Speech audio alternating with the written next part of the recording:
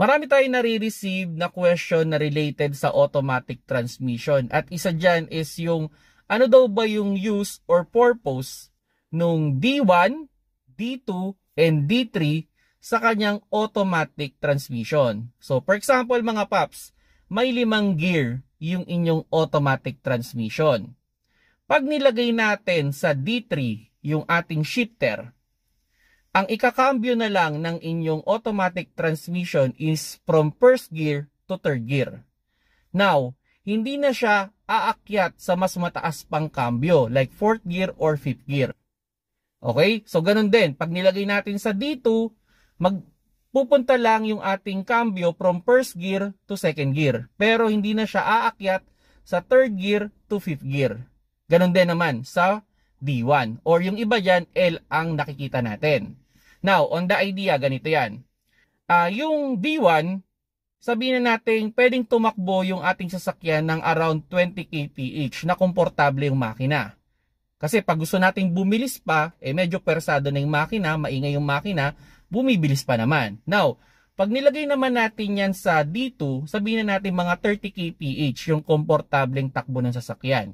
At pag nilagay naman natin yan sa D3, mga around 40 kph yung komportable niyang takbo. So for example, pababa kayo.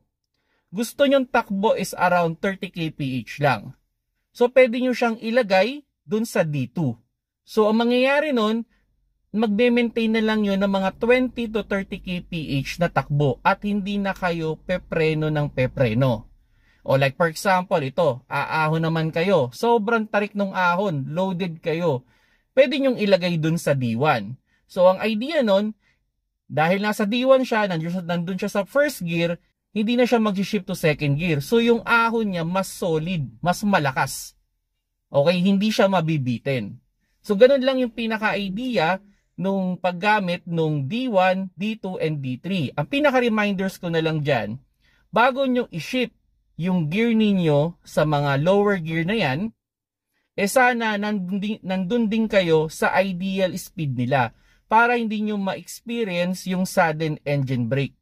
So for example, tumatakbo kayo ng mga 60 kph at gusto nyong ipasok yung D3, sana magpreno-preno muna kayo, pumasok muna kayo sa around 40 kph bago nyo ipasok yung D3. At ganun din, pag ipapasok ninyo yung D2, sana nasa 30 kph lang kayo para walang sudden engine brake.